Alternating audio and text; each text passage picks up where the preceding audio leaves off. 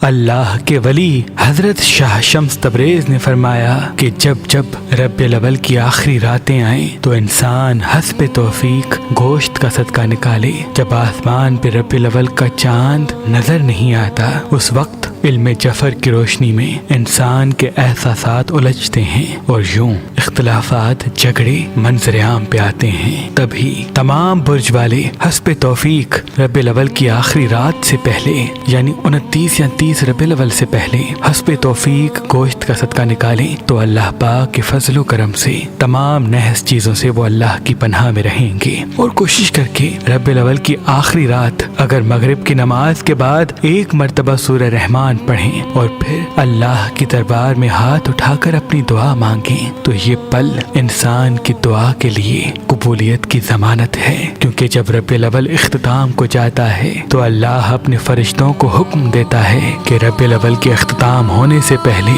جو انسان مجھ سے جو مانگے اے میرے فرشتوں اسے وہ عطا کر دینا۔